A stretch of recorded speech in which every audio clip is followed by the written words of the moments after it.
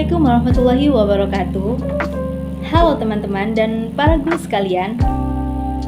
Terasa susah nggak sih meminta siswa untuk aktif belajar mengerjakan tugas mereka sendiri atau aktif belajar di dalam kelas?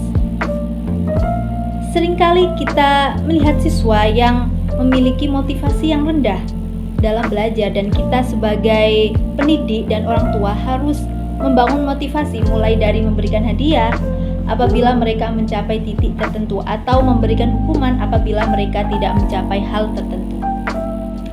Di dalam video kali ini saya akan membahas mengenai motivasi. Apa itu motivasi dan bagaimana kita bisa membangunnya melalui praktek di dalam kelas. Bersama saya Intan Dwi Fitri sebagai presentator kali ini. Teman-teman dan para guru sekalian, langsung saja kita membahas mengenai motivasi. Apa sih motivasi itu? Mungkin teman-teman dan para guru sudah cukup mengenal ada dua macam motivasi. Yang pertama, motivasi ekstrinsik, yaitu motivasi yang berasal dari luar diri anak itu sendiri, seperti adanya hadiah atau hukuman, kemudian teman-teman komunitas yang memacu anak-anak untuk bergerak.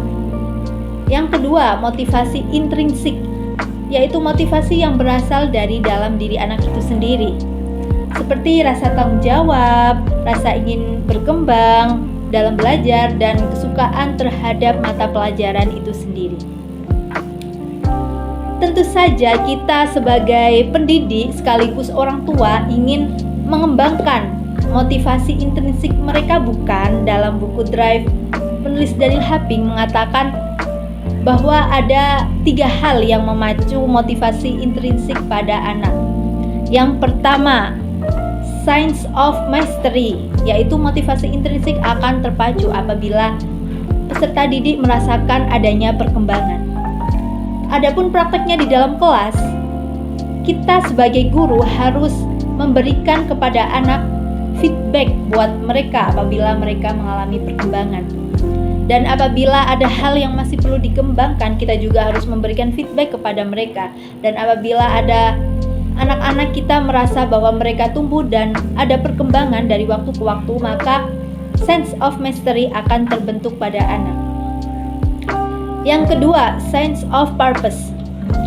Motivasi intrinsik pada anak-anak akan berkembang apabila anak-anak mengetahui untuk apa mereka belajar. Oleh karena itu, para pendidik kita harus memastikan bahwa mata pelajaran itu kita relevan dengan dunia mereka.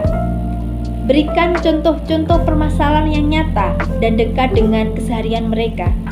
Libatkan mereka pada proyek-proyek dengan tujuan yang jauh lebih besar daripada diri mereka sendiri, seperti proyek-proyek charity atau kegiatan sosial lainnya. Yang terakhir, sense of autonomy. Motivasi intrinsik akan berkembang apabila anak-anak diberi kebebasan untuk memilih dan memiliki kendali atas pilihan mereka sendiri. Bagaimana praktiknya di dalam kelas?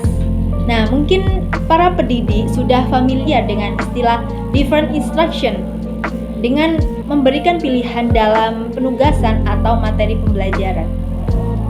Nah, para pendidik sekalian kira-kira punya ide gak untuk melengkapi apa yang saya sampaikan?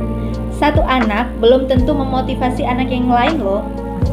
Membangun motivasi murid bukan soal memaksa mereka belajar, tapi menyalakan rasa ingin tahu mereka. Bukan tentang memberikan tugas demi tugas, tapi memberi makna pada setiap pelajaran.